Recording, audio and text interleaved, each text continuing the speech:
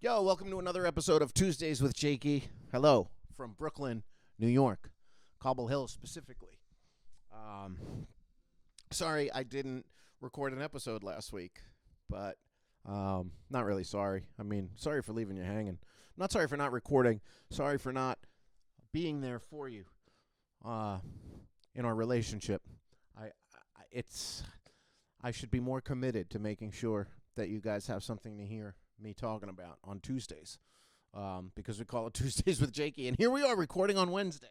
I'll try to get better, but last week was a weird week because I came back to New York, and I was here for a week, and I was supposed to record something, and then I went off to Detroit, Michigan, and I just got back from there yesterday, and I just didn't really know what to say or how to process how I was feeling, so I didn't say anything, and I didn't record an episode last week. But here I am. I'm back, baby. Tuesdays with Jakey is back, and probably, honestly, should be back on a regular basis. Just all this moving around, you know? Yeah, being back in New York, I got back, so I came back, I don't know, 2 weeks ago, 16 days ago. I came back after that stay in Boise, and I think I recorded an episode right when I got back, I think, right. And then I was here for a week, and what did I do? Not much. I literally didn't do much. I didn't see many people. Let's see. I saw Eddie Eyeball for a slice of pizza on the street. I saw my therapist. I saw Imran came over for WrestleMania. Saw Christine, who I'm staying with, and I played softball, and that's it. I guess as you can see here, I got my hair did. I don't know if it was done in the last episode, but I saw my friend Angela. I guess I saw my friend Jim, because we went swimming. We went polar bear swimming with Angela as well, rode on the Cyclone, and so that was cool, but I specifically didn't reach out to too many people. I didn't want to see too many people. I didn't take part in that live Stoke the Fire podcast, which I sort of predicted. I predicted when I agreed to do it by telling Matt Stocks, hey man, I'm saying I'm going to do this, but there's a very good chance I'm not going to end up doing it. And that as the day gets closer, I'm not going to want to do it. And that's how I started feeling. And I got back to New York. And Matt was like, hey man, can you post about this on your socials? Let people know you're doing it. And that's when I was like, fuck no, I can't, because I don't want people to know I'm here in New York. If you listen to the podcast, you obviously know. But I also haven't posted anything on my Instagram or any social media saying I was back here in New York, and I did that very much on purpose, because last time I was here in October, I did that. I posted a picture of me eating at Joe's Pizza with Imran, and as soon as I did, I woke up the next morning. I posted it right before I went to bed, and there were like all these messages from people being like, let's hang out, and it gave me a lot of anxiety. It's nice to know that people wanted to see me, but also, to be honest, most of the people who reached out wanting to see me were people who I haven't been in touch with since I left, or even much before I left. And it wasn't the people who I necessarily wanted to see. I knew I had a certain amount of time, and I was in a fragile mental state coming back here after so long the first time, and also kind of this time, because it's just like, let me just see how I feel about being here, and I don't want to run around. I didn't want to spend this trip running around trying to see people. And I just wasn't in the mood I didn't want to be in a place, to be honest, with no mask on, and I wasn't going to do a podcast with a mask on. It just felt weird to me to be like up on stage right now, and I guess everyone's doing it. Bands are doing it, but I'm very much of the opinion right now that bands have just stopped canceling shows due to COVID. I went to see Sparks when I got back here, and they had one guitar player. They typically have a second guitar player, and they announced that he came down with COVID, so he was taking a few shows off. And back when COVID was like first a thing and bands were on the road, it was all like, oh, if one member tests positive, the whole tour is going to get shut down so everybody can isolate. And obviously that's not happening now. And I think people probably aren't testing much. And I heard from someone who's working on a big tour that they were just told, like, just try to be sensible, and if you start exhibiting any sort of symptoms, make sure you wear a mask at all times. And they're, as a tour, they're not wearing masks. And that just tells me that, like, yeah, people are just over it, and people are just feeling like if you get sick, and it sucks, but what can you do? So I guess that's it, right? I mean, I guess COVID's over because people have decided it is, even though people are still getting sick. And it's odd, and I bring that up because a bunch of people I knew were sick. When I got back here, I knew of 3 different people in New York who told me that they were sick and struggling mightily, and that they were very ill. And I was like, if those 3 people are sick, how many more people are sick, and how many people are just doing home tests? Or I also knew a lot of people over the past few months that were sick, that were doing home tests and not coming up positive, but they knew they had it, or they were sick, coming up negative, and then their wife tested positive. So it's hard with the way things are mutating. I don't know. I'm not an epidemiologist, obviously, but I can say that I'm not comfortable being in crowded spaces without a mask on.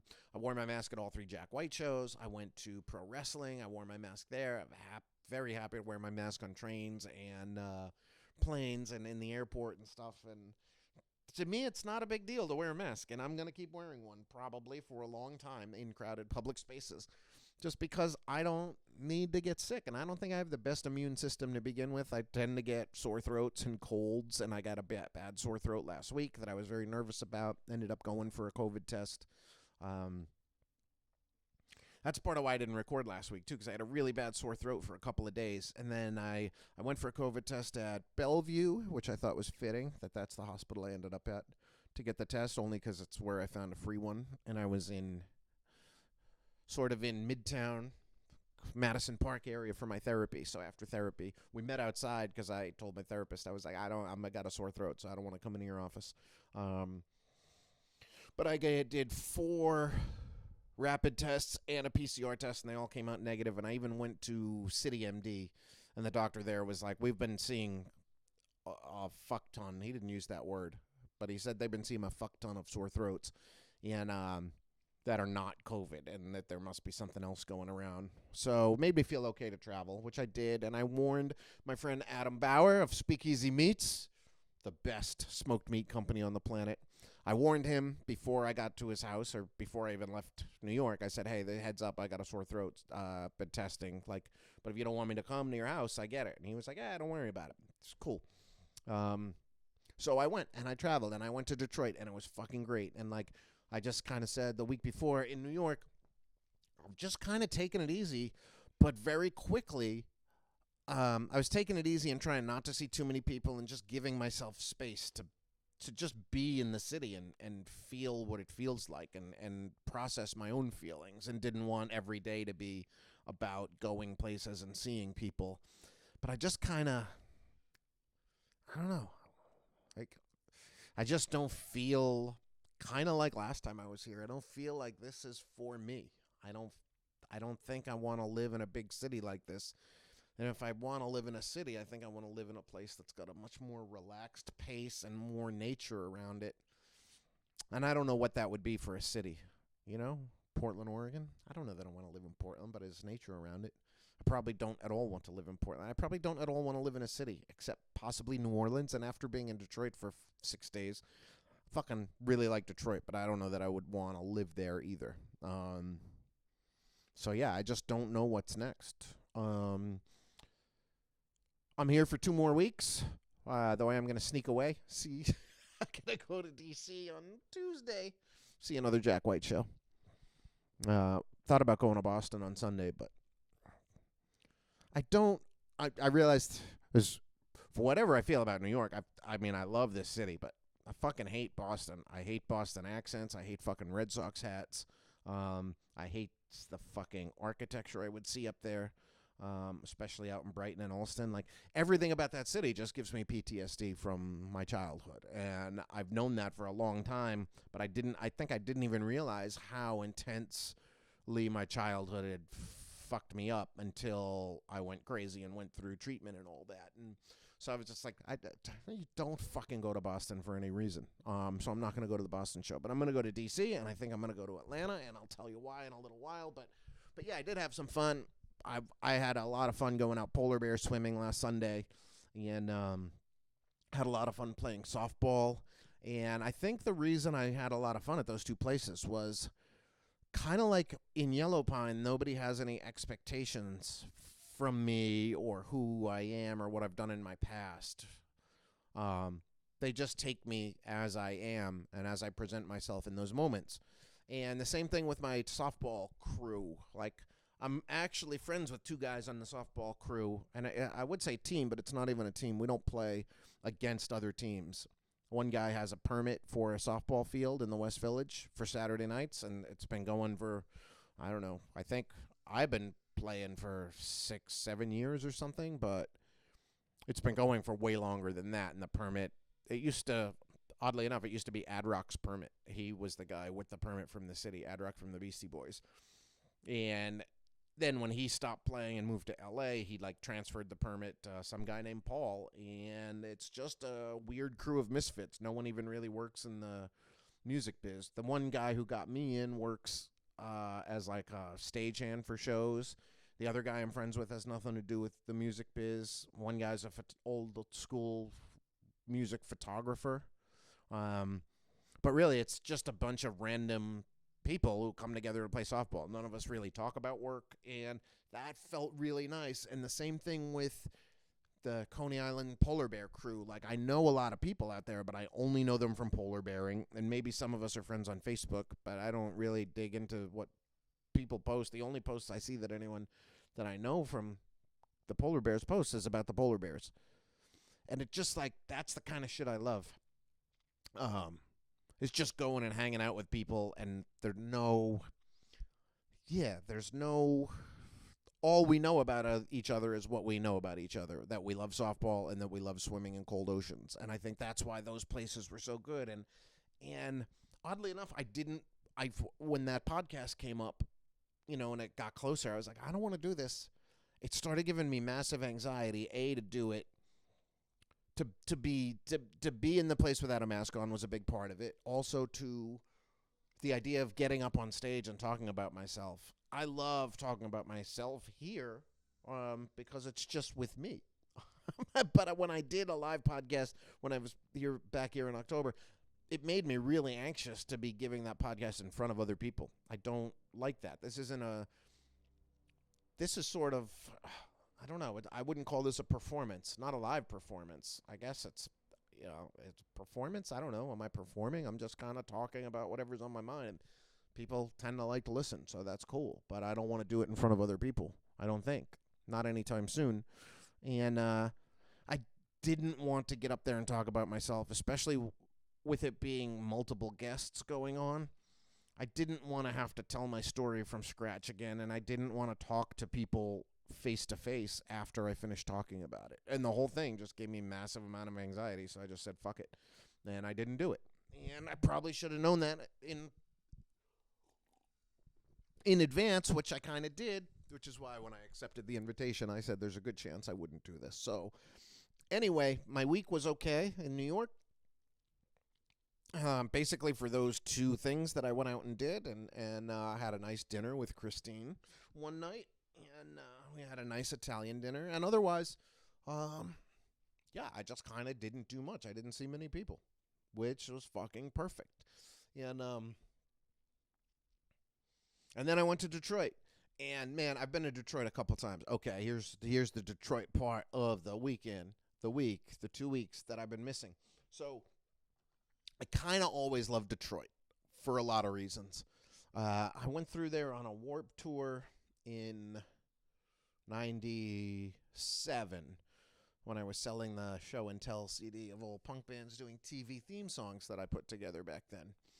And I actually sold a copy of the CD to Stephanie Muhlenberg, Kid Rock's drummer, at the Detroit stop on the tour. Kid Rock was on that Warped Tour that year. It was actually 98, sorry. But I really enjoyed my time in Detroit on that trip, even though it was just a day. And I don't know that I went back. Man, I might have went back with a band or something somewhere along the way, but I kind of feel like I didn't. But growing up, Detroit, there were cool wrestlers from Detroit. There was the Sheik. There was Dick the Bruiser and the Crusher. I think they were all from Detroit. The Sheik definitely was. Dick the Bruiser and the Crusher, were they maybe from Milwaukee or Detroit? Anyway, it was kind of the same type of region. But would always read about pro wrestling matches that would happen in Detroit at Joe Louis Arena and Cobo Hall, and obviously the Sheik. Sheik had great feuds with Terry Funk, and so I always liked Detroit for that. And I obviously always loved Detroit rock and roll, and I meant to look up some artists before this. I've talked about this before on the podcast, I'm sure, but Detroit is like really the heartbeat of American music to me. Whereas like New York, Nashville, and LA are the hearts of the American music business, and people relocate to those cities to become stars, right? Nashville, that's where everyone in country music goes. New York and LA is where everyone in pop and rock goes, to try to make it and find other people to start bands with and stuff. But when it comes down to what city birthed the most amount of rock legends and pop music legends, I don't think Detroit has any. There's nothing really comparable, right? You got going back, first of all, fucking Motown, right? Motown was based in Detroit. So you're looking at the Four Tops, the Temptations, Aretha Franklin, Diana Ross. These artists are all from Detroit. The Jackson 5 moved from Gary, Indiana to Detroit, right? I don't know everybody else, but Berry Gordy, obviously the guy who founded Motown, was from Detroit. So most of the Motown acts that found fame as Motown artists were from Detroit. Then you got Iggy Pop and the Stooges, who Iggy was from Ypsilanti. The Stooges were really from Ann Arbor, Michigan, which is a suburb of Detroit. Some would say it's its own city, but really it's a university town just like 25 miles outside of Detroit. So I kind of count that as Detroit. Bob Seger, who always claims Detroit, is from Ann Arbor, Michigan. You got, obviously, Ted Nugent is from Detroit. You got Susie Quattro coming out of Detroit, Michigan in the 70s. You got, let's see, I don't know who else came out of Detroit in the 80s, really. Alice Cooper band sort of feels like Detroit was sort of a spiritual home for them, though they weren't really from there. They were from Phoenix. You got Kiss recording Detroit Rock City, and a place where they found their first real fame. The Jay Giles Band found their first big bouts of fame in Detroit.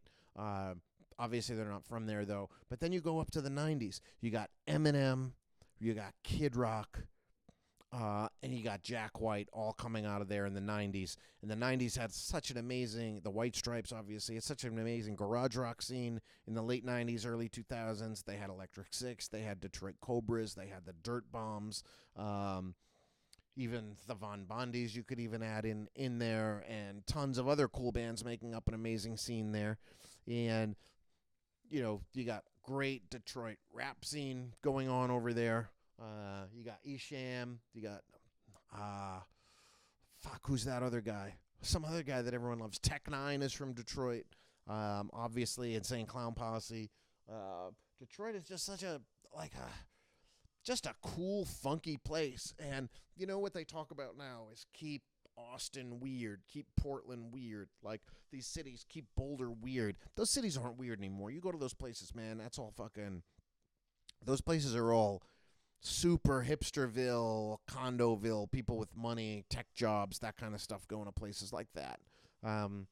Detroit is one of the last gritty cities left that is still like a major city, right? Obviously places like Akron, Toledo, I'm sure they're still gritty. I haven't been there, but what I'm talking about is Detroit is like a major metropolitan city and area, and it's a place where bands still continually tour through. It's got tons of music venues, but it's also still a gritty kind of shithole. And there's a lot of the burned out houses from when Detroit was sort of abandoned in the 80s, 90s. A lot of those burned out houses have been torn down, but that's only in the good neighborhoods. So you drive around the quote-unquote good neighborhoods, and I'm talking about Detroit, right? I'm not talking about Bloomfield Hills. I'm not talking about Ferndale. I'm not talking about Royal Oak. Those are very people did the white flight thing, so there's lots of affluent towns around Detroit, but in Detroit proper, the nice neighborhoods where there are nice houses standing, the burned down and abandoned houses have all been torn down. So there's just a lot of empty lots. So it kind of looks like a lot of people have huge yards. They don't have huge yards, though. It's that these houses, these people have either kept their houses nice or in most cases rehabbed certain houses and like sort of piecing the community back together. And downtown Detroit is very vibrant.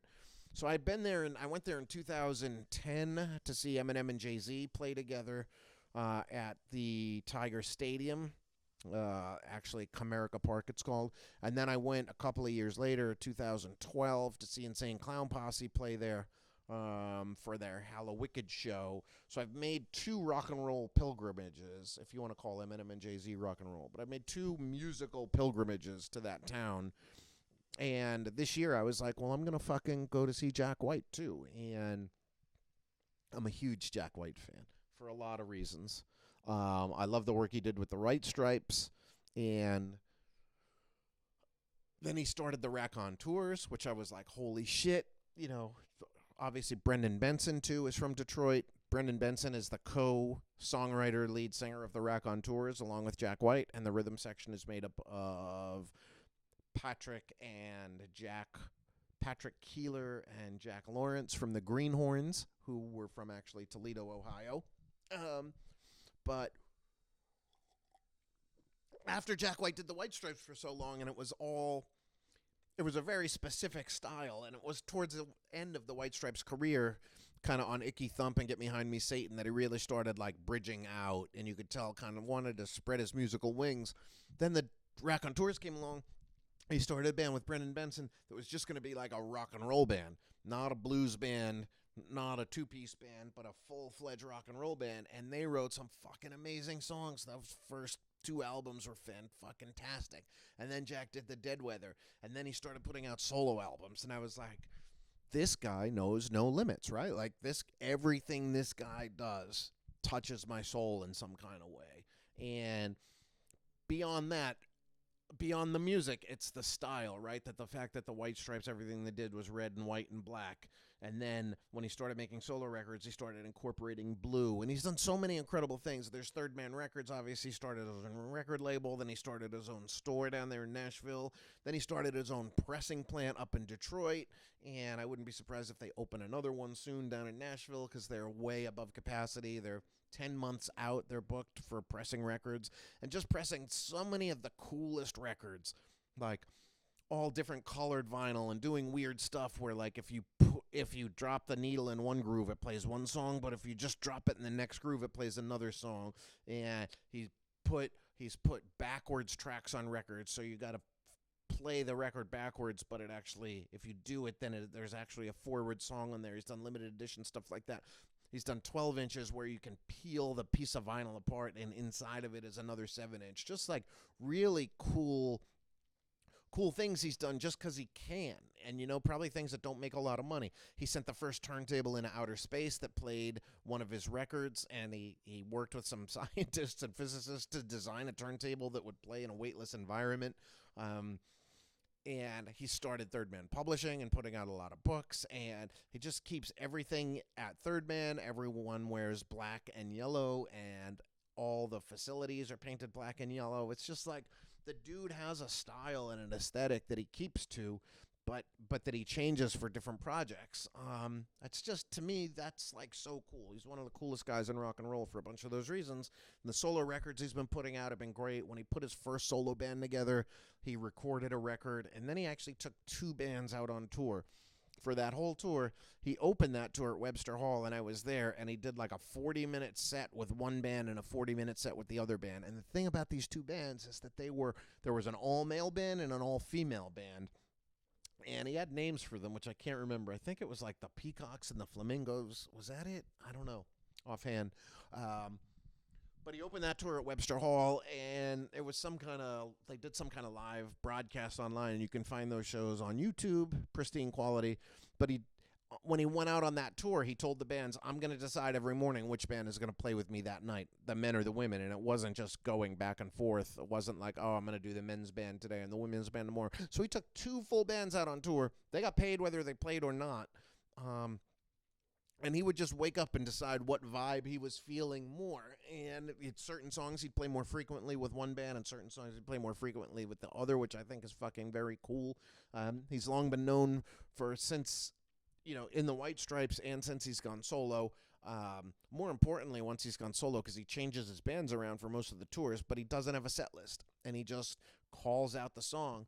I would imagine he's probably got a bunch of songs that they have at the ready, because he can't, the more albums he puts out, you can't have a band versed in every single song you've ever done. But the first 3 nights I saw of this tour were different, very different set lists. They played a bunch of the same songs, but they played a bunch of different songs too. And then some of the songs that they played multiple times, they played in different styles. Like in Grand Rapids, they played a really slow burn blues version of Steady As She Goes, which is not at all the original version. It's not a slow burn or a blues song. It's a raconteur song. But you just never know what you're going to get. And his guitar playing is exquisite, and that shit touches my soul, and live touched my soul in ways that it hasn't been touched since I was seeing Prince on a semi-regular basis, which was for most of the, I'd say from the early to mid 2000s through his death, I was seeing him very frequently. I think the final tally was 42 shows with Prince, and probably close to 30 now with Jack. I don't even keep track of shows anymore. But every incarnation I've seen of Jack White has been incredible. Whether it's his solo bands, White Stripes, Raconteurs, or The Dead Weather, which was a band he started with Alison Mosshart of The Kills. Who is that? Alison Mosshart, Dean Fertitta from the Queens of the Stone Age, Jack Lawrence from the Raconteurs, and Jack White. And Jack played drums in that band, but also, you could tell, did a lot of the songwriting.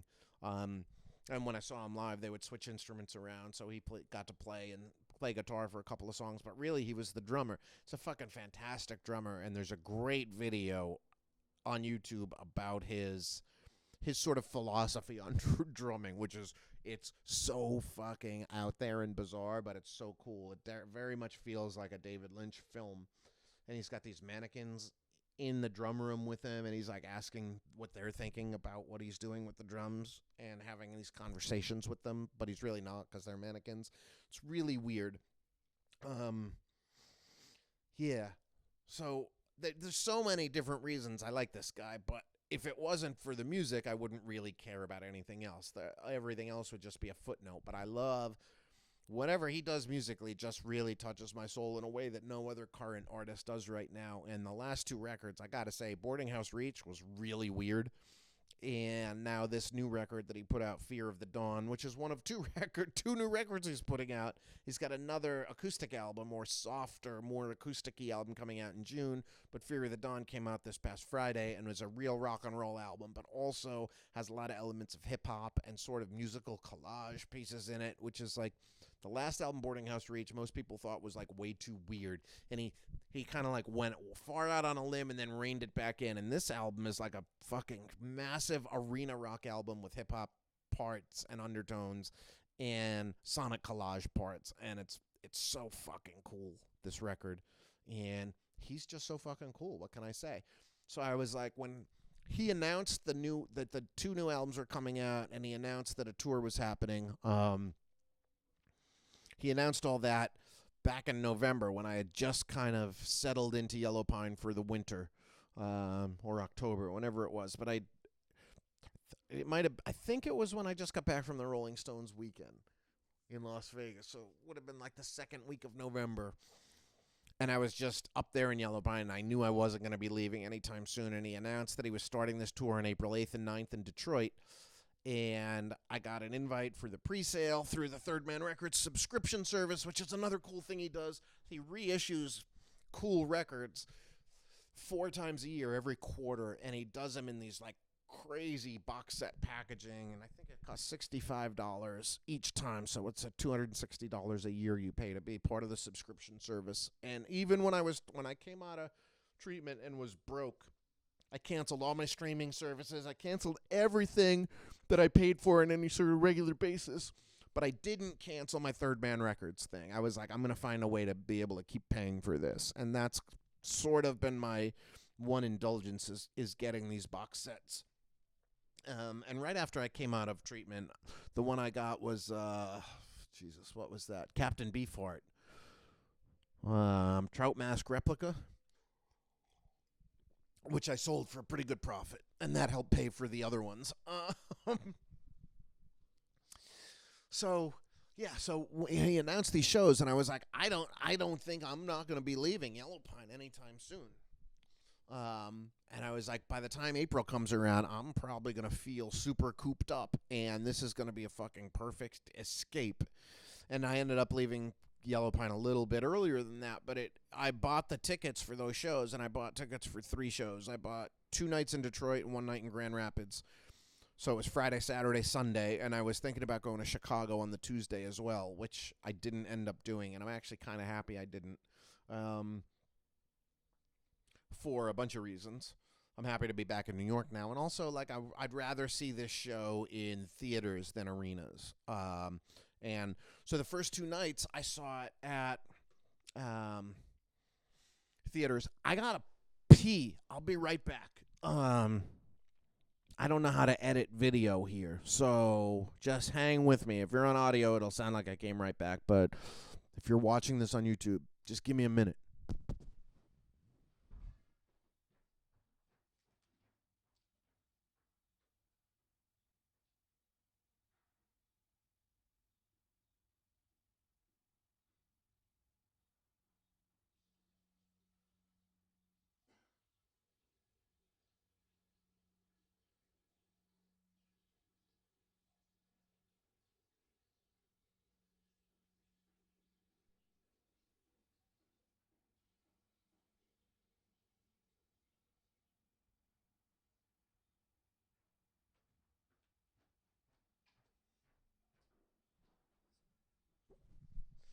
All right, I'm back.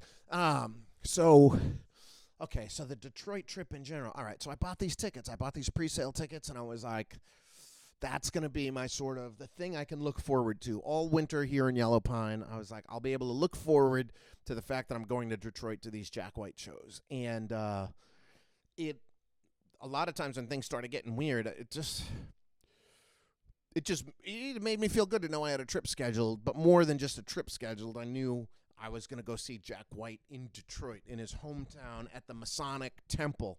And Detroit has the biggest Masonic Temple in the world, and they actually got in tax trouble recently. It was maybe like 5 or 6 years ago, but they were in tax trouble, and they announced that they were in trouble and in danger of getting the whole place, I guess, repossessed, foreclosed. I don't know, but the government was breathing down their neck, and they don't have any money because I don't think Masonic temples, they don't really make a lot of money now, and I don't know if there's that many Masons around. I don't know what the deal is, but they were in debt, like $150,000 or $160,000 in back taxes that they owed, and they were about to be in serious trouble. And Jack White actually paid off the tax bill for them, but not the whole thing. He stopped $10,000 short, which I thought was pretty cool, because he was like, you guys got to come up with a little bit of your own money, but I'll take care of this. And he said he took care of it because back when he was a kid and his mother was in need of a job, she got like laid off from a job doing something. I don't remember the exact story, but they gave her a job as an usher there, and he said he always was thankful that his mother, that they gave his mother a job. So he sort of saved the venue, and I gotta say, it was a fucking phenomenal venue. It was just gorgeous. It was one of those places, they just don't make them like that anymore, and they never will, and I'm glad that it's stuck around, and it holds 5,000 people, and it was just a beautiful theater with a general admission floor, and then a level of seats behind the GA floor, and then a whole huge balcony, like 180-degree wraparound balcony, and just fucking gorgeous detail everywhere. And I don't have any pictures of the show or of the venue because Jack White does phone-free shows, which as far as I know, he's the only musical artist to really try this and stand behind it and keep doing it. And he did it with the raconteurs too. And that's, you got to put your phone in a little pouch that they lock, and then you can walk out to the lobby of whatever venue and have it unlocked if you really need to use your phone. But what that does is, first of all, it makes it so that you don't have to look at anybody else's phone who's taking pictures or videos, but it also just makes it so that everybody is there experiencing the exact same thing. Nobody's pulling out their phone to text their friends or let their attention be diverted. Everybody, if you're there to a Jack White show, you're there at a Jack White show. And then he has a tour photographer, and he puts pictures up on Instagram and on his website as soon as the show's over.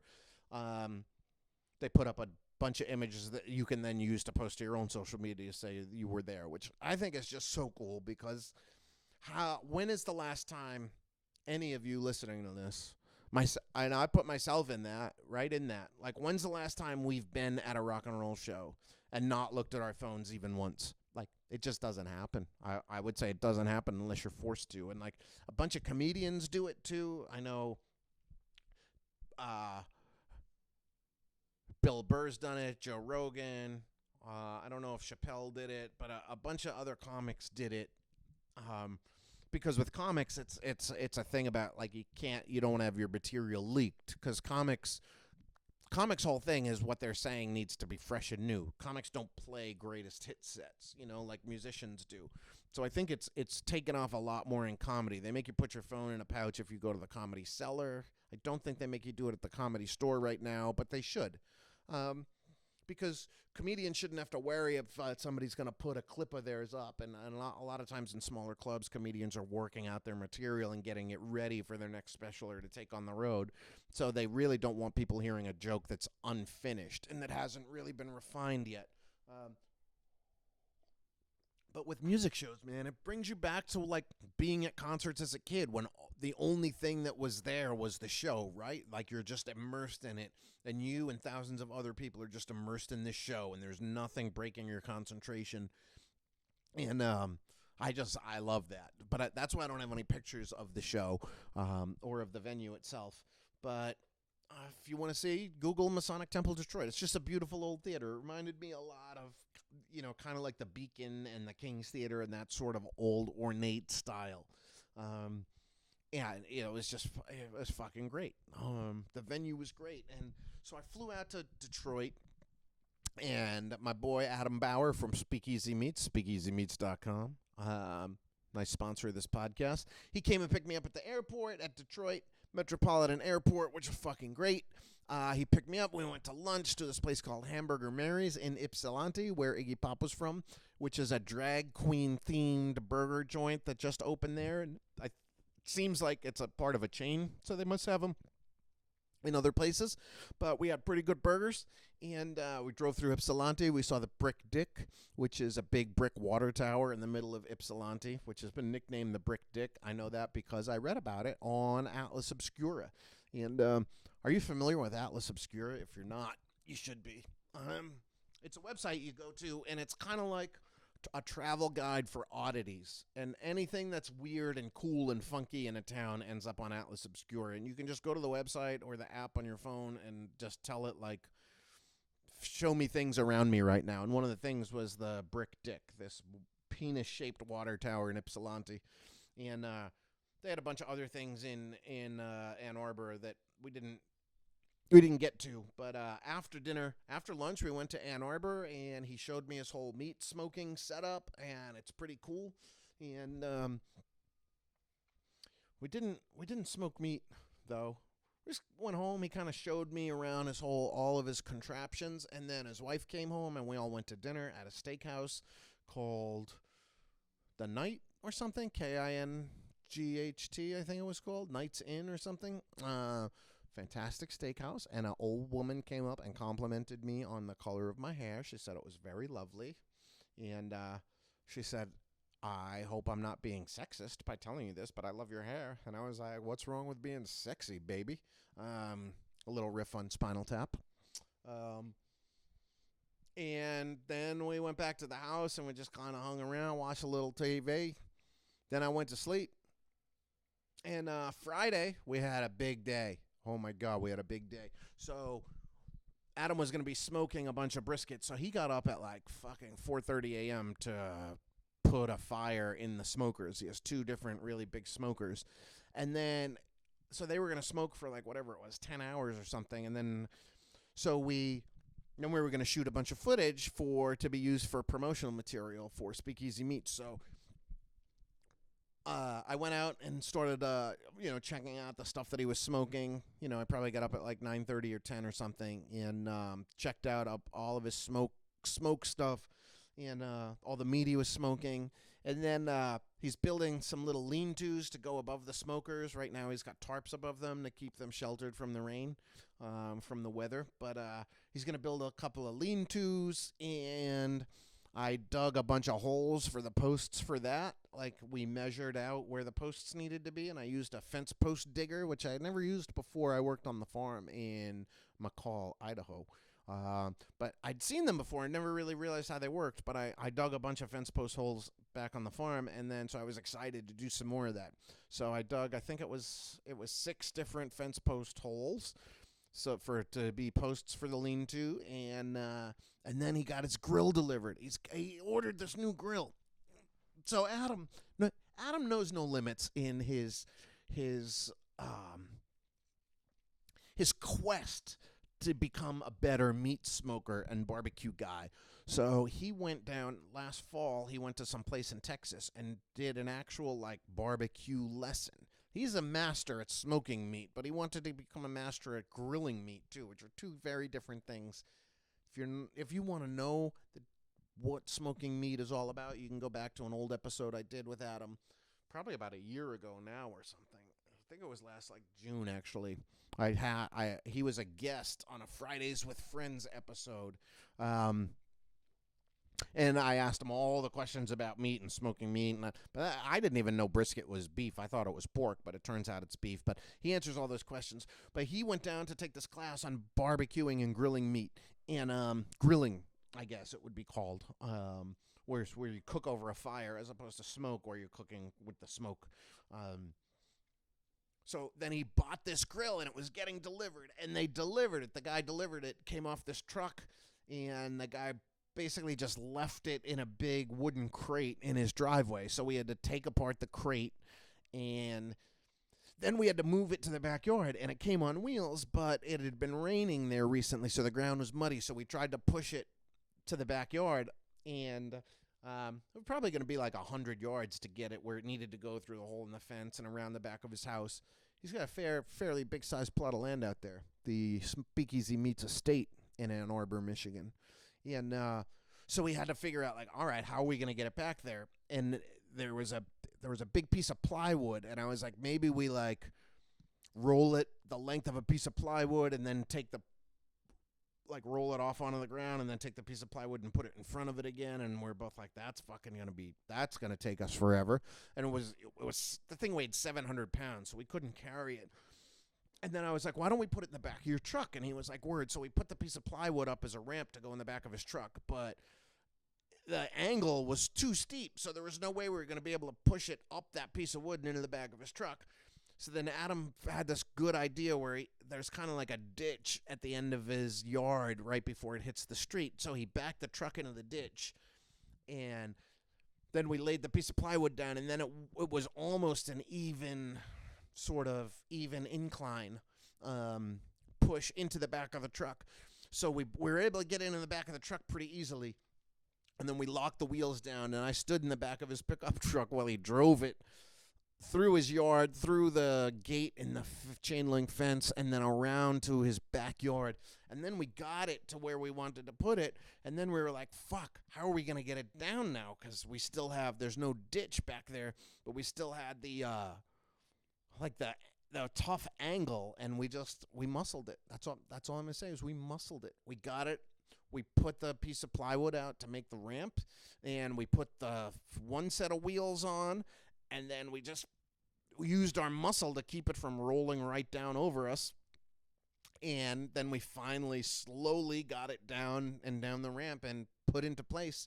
And it's a beautiful grill. It really is a beautiful grill. I'm going to put I'm going to put a bunch of pictures on the Tuesdays with Jakey Instagram. I'm going to start doing that regularly, I hope. I say I will, but I fucking hate having to deal with social media.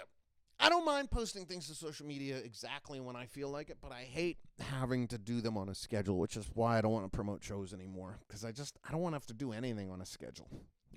As little as possible. But I'm going to put some stuff up there today for you guys, and hopefully every week. And that's at Tuesdays with Jakey on Instagram, just as a place to put things that I'm talking about on this podcast. So I'll put some of the pictures of the grill and how we got it onto and out of his truck, and I'll put some pictures of the meat, and I'll put some pictures of the Jack White shows and my time in Detroit.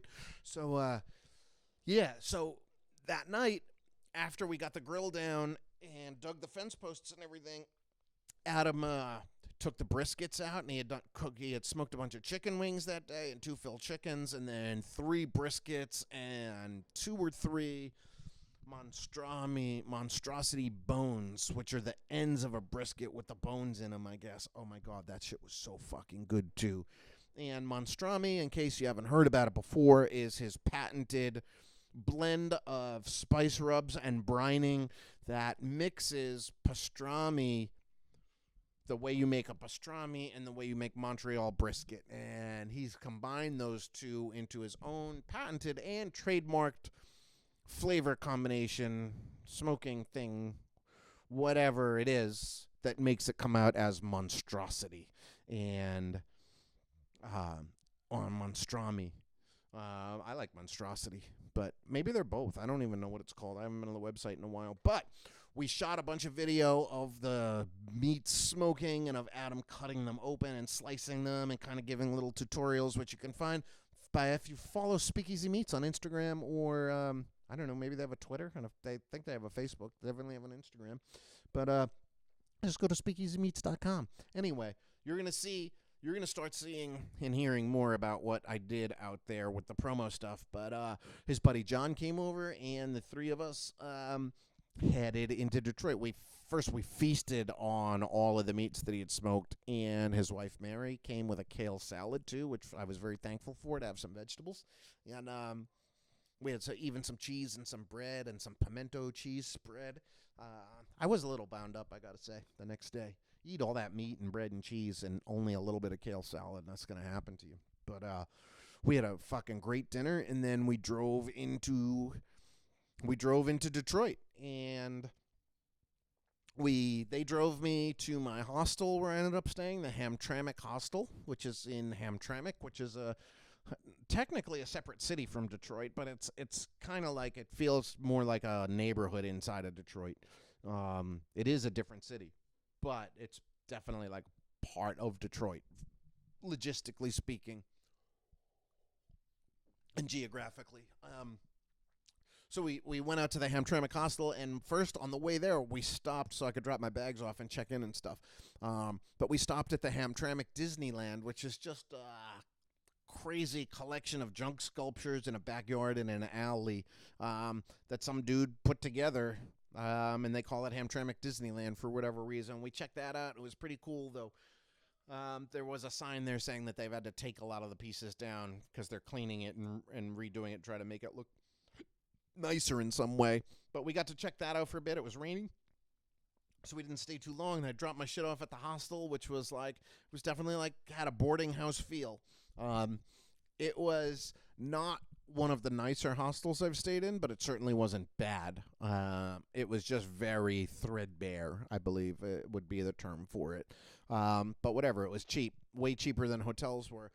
But I gotta say, the whole reason I ended up at the Hamtramck Hostel was because I had looked at the Viking Inn, the Viking Motel in downtown Detroit, and my friend Dave Malarsh, longtime guitarist for the Electric Six, told me it was a very bad idea to stay there and that those hotels were dangerous and not charming. And then a band I met from Detroit at the Boise Festival, Treefort Fest, also told me, you don't want to stay there. That place is like disgusting.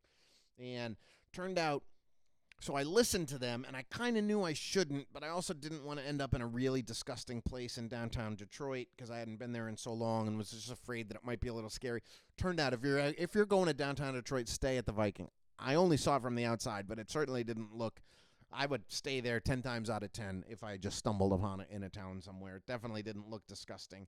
And by staying in Hamtramck, I needed to have a car to get around because it was like it was far away. After the show, after the first night of the show, they actually, when the show ended, Adam and John left a little early because they were beat. Adam was beat, really, and needed to drive back to Ann Arbor, and he had been up since 4:30 smoking meat, so I didn't begrudge him that. But after the first night, I was like, maybe I'll walk back to him to the hostel. But it was 5 miles, and I walked about 2 out of the 5 miles, and it started getting into a bad neighborhood.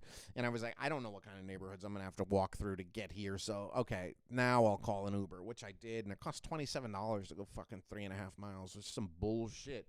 But I guess that's surge pricing. Fuck Uber, by the way. I'm going to take it for the rest of my life as fucking infrequently as possible, which I'd already been talking about. But, yeah, I don't want to give them money. I don't mind giving the drivers money. I guess I got to download Lyft and see what's going on with that, but I imagine the prices aren't going to be that much different. And I wish I had figured out a little in advance, done a little research on the Detroit public metro system and taken the bus. Next time I go, that's what I'm going to do. But anyway, so the first night of the show, though, holy cow. We got there a little early when we saw Olivia Jean was one of the openers. There was another opener called Sugar Tradition. They were the first of 3, but we missed them. We saw Olivia Jean. We walked around the venue a little bit, then went in and watched Olivia Jean play, who has been rumored for a while to be Jack White's girlfriend. And I remember she opened some of the Raconteurs dates in 2019, and I went to one of them. Saw her play at one of them. I went both nights in New York to those shows. Both nights. I also went to both nights in Aspen, Colorado on the Raconteurs tour too, but they had no opener at those shows. But at the New York show, they had Olivia Jean open, and I knew she was a Third Man Records artist. And I read on one of the Jack White forums that I'm part of, I read that people were saying like, "Ooh, we've heard Jack and Olivia are an item," and I was like, okay, whatever. I don't care. And it was a weird sort of thread that I was reading about because it was almost like, are they an item? Because if they are, I'll pay more attention to her music. And I just thought that was weird. I'm like, do you like her music or not? Who cares if she's Jack White's girlfriend, you know?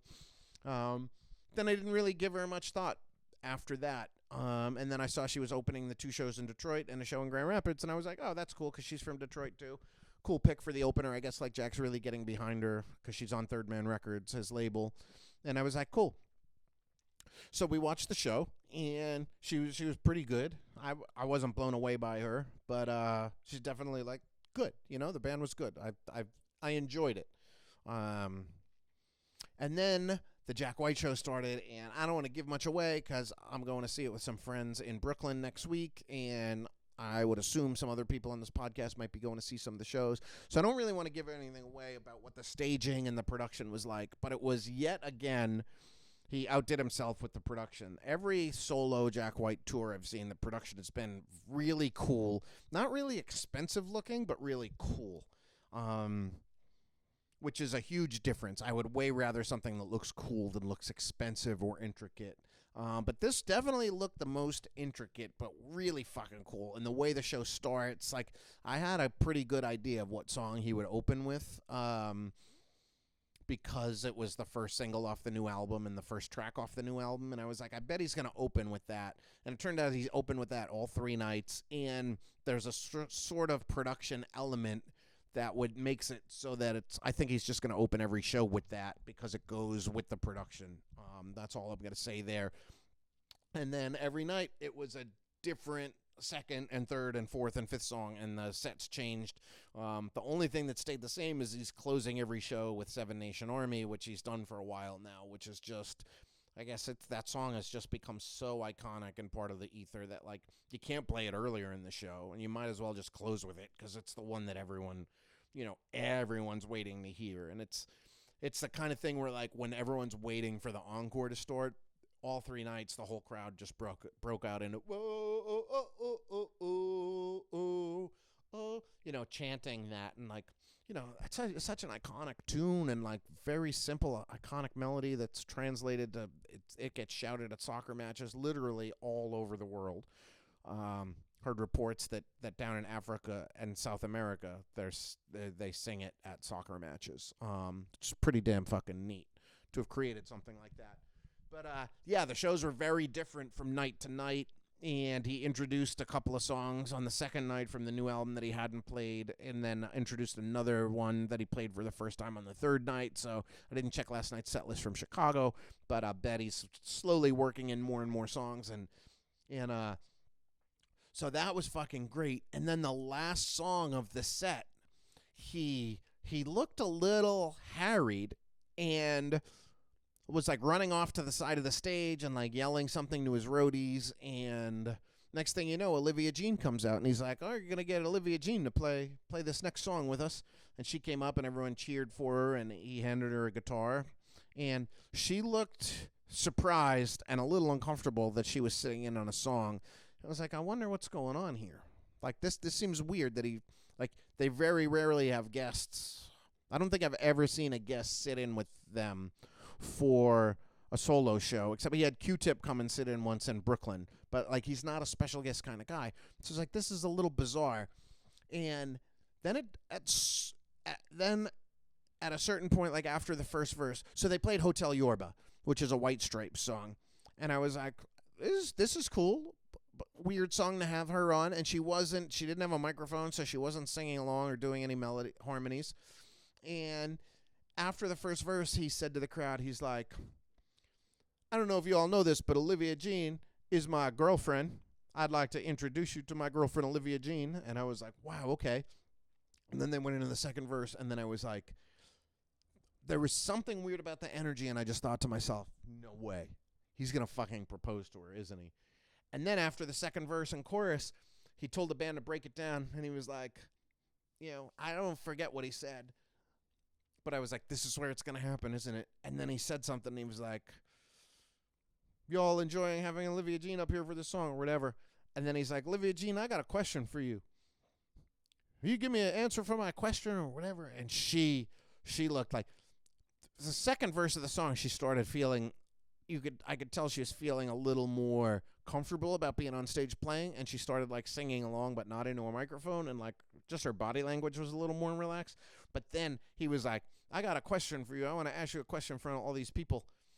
And she got this look on her face, and I was like, I can't fucking believe it. He's really going to do it. I just fucking had that thought 15 seconds ago or whatever. I can't fucking believe he's going to do this. Shit, he's going to do this. And he fucking pulled out a ring and put it on her finger. This fucking beautiful black diamond, because they had a video screen, and they zoomed in on it, and it looked fucking great. And she looked shocked. She looked very shocked, so it was pretty obvious that it was a surprise. And then they go into the last verse of Hotel Yorba, and the last verse opens with, "Let's get married in a cathedral by a priest." And he said that line, and the whole fucking place just went ape shit. Like, the place was already going ape shit when he asked to marry her, and she said yes, and he put the ring on the finger. And we're all just kind of like looking around. No one's taking pictures because we don't have our phones, and we're just kind of looking at each other, and the whole vibe inside the place was like, I can't believe this is fucking happening. Like, we're really witnessing this. This is fucking cool. Like, certainly was not expecting this at a Jack White concert. And then, so he fucking proposed, and they went into the "Let's Get Married in a Cathedral by a Priest" routine or lyric of the song, and the whole place just lost it, and just one of the loudest roars of applause I've ever heard, and everybody was just jumping around and singing along with the song, and it's just such a great, well-loved White Stripes song, too. And then the song ended, and then they, like, took a bow, and they were like, "All right, thank you very much." And then he picked her up as if he was, like, carrying her across a threshold, on, like, the honeymoon or wedding night or whatever. And he carried her off the stage, and we were all just sitting there, like, just looking at each other like, holy damn, did we just fucking see that? That was wild. Holy cow. Oh, my God, I can't believe it. And then the crowd was chanting, and I was like, man, if they don't do an encore, that's fine, because, like, how are you going to follow that? Like, that would be totally cool if he just whisked her away, and they were sitting in a room backstage celebrating the fact that they just got engaged. But, no, they came back for an encore, and then you could see Jack, like, saying some things to his roadies again, and then the next thing you know, his bass player came out, Olivia came out, Olivia's bass player came out, and he was like, "Hey, y'all, like, I mean, I think it's cool that you just saw us get engaged or whatever he said, something to this effect. And he was like, why don't we just get married right now? And the whole place was like, what? And Olivia Jean looked like, what? And then the bass players from each of her band and Jack's band, Dominic Davis, came out, and they were the best man and the maid of honor. And then Jack's mother came out, and he had dedicated a song to her earlier, and she's like in her 80s. She looked pretty old, but also still kind of with it. And then he like said, hey, Olivia's dad's in the house. Olivia's dad, would you please come up here? And it was like, holy shit. Like, then that's when I was like, this was definitely all spontaneous. Like, this hadn't been a big part of the plan. And then Ben Swank, who's Jack's cousin, who runs Third Man Records, he came out and was the minister, and Jack announced like he's a minister, and then Ben Swank said later, as part of the wedding ceremony, like, in the power vested in me by the Universal Life Church, that's the same church that I'm a minister, ordained minister from, and like really you just need to like fill out a little form on their website, and they send you an ordained minister card, and that's all you need because it's a real church to be able to do weddings. And I know lots of people have become ordained ministers through the Universal Life Church just to do some weddings. So of course Ben Swank had been. I wouldn't be surprised if Jack is an ordained minister too, and has probably married some of his friends. But Ben Swank came out to officiate the wedding, and the whole vibe, the whole place was just electric. And we were like, I can't believe this is happening. And it was a very short ceremony. And Ben Swank started it with saying, dearly beloved, we are gathered here today to get through this thing called life, which is a line from Prince's Let's Go Crazy. And the whole place just went bananas again. And then he said did a very quick ceremony. And he kissed the bride, and they all shuffled off the stage, like the Olivia, Jack's mother, Olivia's dad, and Olivia's bass player kind of left the stage. And Dominic, Jack's bass player, went behind his bass, and then they encored with Steady As She Goes, and then Seven Nation Army. And Steady As She Goes was the first big hit for the Raconteurs, and I found it very fitting that they opened with that, because the first line of that song is find yourself a girl and settle down, live a quiet life in a simple town. And it was like, well, holy fuck. Like, what perfect song selections for both of those things. For the proposal to lead right into the let's get married line, and then the wedding that then leads right into the next lyric he sang was find yourself a girl and settle down. And, he goes by Jack. He's Jack White the Third. He's got a thing about threes that he said a lot. His website is jackwhite3.com, III for the third. There's always the three is such a mystical number, and for him, I hope that this third marriage is this one. Third time is a charm, in that it's going to be his third wedding. His first was to Meg White, then to Karen Elson, who he has 2 children with, and now this is his third wedding. So, Jack, I honestly heartfeltly hope that the third time is the charm for you, and that you and Olivia live a very long and happy married life together. And then the show was over, and we were all just like, I can't believe that happened, And I cried while that was all going down. Like, I literally cried, and there were tears of joy of just being like, this is such a special moment to be part of. And I don't know this guy, I've met him a few times, very, very briefly, I must add. We're not friends in any way, shape, or form. I would love to be, maybe, but I just like that he's mysterious. So hopefully he'll stay mysterious. But yeah, I wish him the best. And you ever see that movie It Might Get Loud? They put him and Jimmy Page and The Edge in a room together, and they all just talk about playing guitar and kind of teach each other their biggest riffs and stuff. And that movie, I remember when I saw that, he came across as just so cool in that movie. I think the guy's just cool, man. He's just kind of the epitome of cool. And I love that, he had some kind of problem. He beat up the singer from the Von Bondies back in the day, back in the late 90s or early 2000s. That guy was talking shit about him, and they got in a fist fight. Then I remember he beat the fuck out of him, which I thought was pretty cool. Like, a guy who's going to stand up for himself and not take shit from people.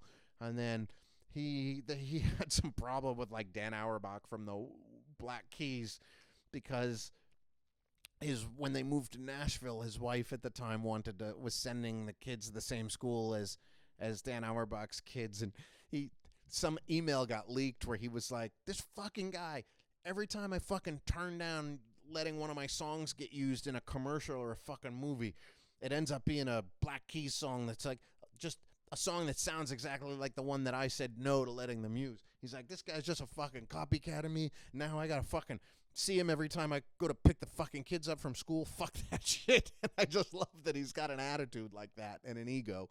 And I would say Jack White is very much like Kanye, except in that, like, he's done so many different projects, and they're all fucking cool, and he changes genres around, and he does cool shit, and he always does what he wants to, and he has this, like, fiercely indie aesthetic in that, like, the clothes that he wears and designing furniture and designing spaces, like, for Third Man Records and stuff.